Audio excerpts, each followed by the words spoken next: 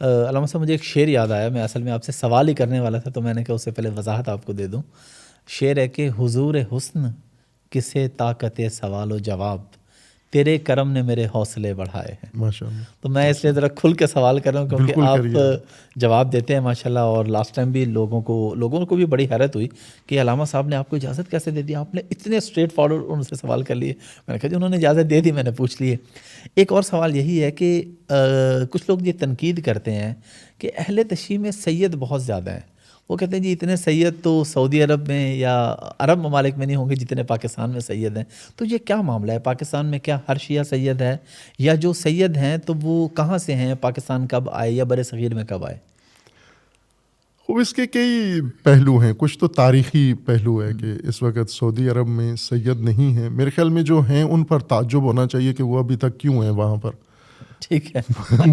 جس طرح کے شیعوں کے ساتھ رویہ ہے عرب حکومتوں کا تاریخ میں رہا ہے، جیسے بنو امیہ نے تو باقاعدہ ایک سرکاری طور پہ ایک نوٹیفیکیشن کے ساتھ سیدوں کا قتل عام شروع کروایا، علوی اولاد امیر المومنین کو.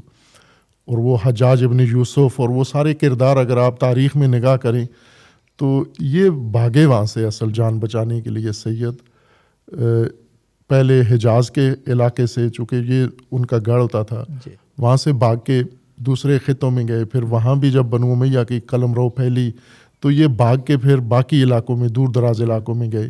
تو ایک تو تاریخی پس منظر یہ ہے کہ یہ اس زمانے کے ستائے ہوئے لوگ تھے جو اپنی جان بچانے کے لیے جہاں راستہ ملا یہ وہاں نکل گئے. یہ ایک تاریخی پہلو ہے مسئلے کا. دوسرا پہلو یہ ہے کہ سادات، اب عرب دنیا میں چلے جائیں تو سادات نارمل لوگ ہی ہیں، باقی لوگوں کی طرح ہی ہیں، غیر سادات کی طرح ہیں. اسٹیٹس کے لحاظ سے ان کو کوئی خاص پروٹوکول نہیں ہے وہاں پر. سید کو ہاشمی کہتے ہیں عرب دنیا میں. ہاشمی ہے، غیر ہاشمی ہے تو یوں نہیں کہ وہ ہاشمی آ جائے تو باقی عرب اٹھ کے کھڑے ہو جاتے ہیں یا اس کے پاؤں کو گھوڑے کو ہاتھ نہیں لگاتے. وہ عام لوگوں کی طرح ہی ہیں، لیکن یہ ہے کہ ان کو یہ مانتے ہیں کہ یہ نسب کے لحاظ سے سید ہیں، ہاشمی ہیں.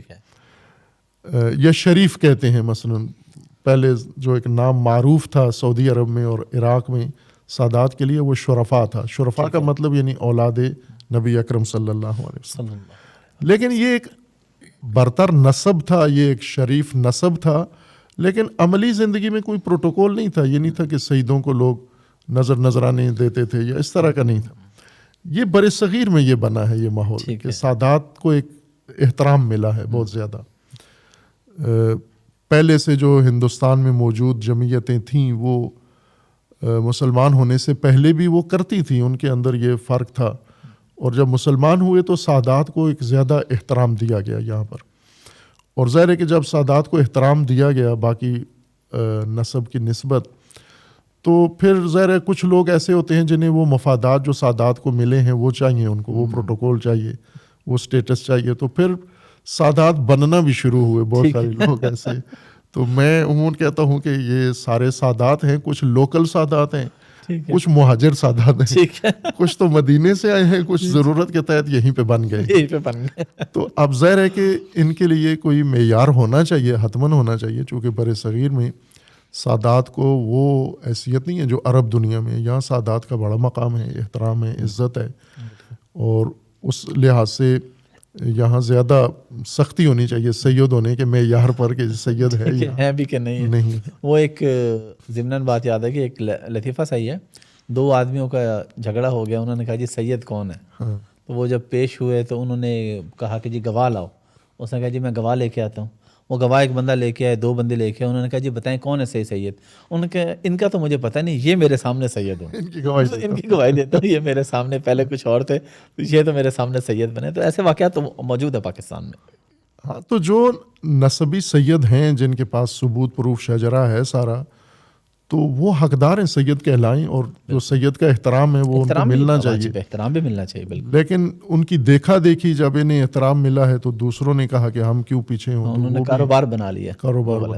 تو یہ ہو گیا، یہ مخلوط ہو گئے ہیں سید، الگ کرنا پڑیں گے یہ.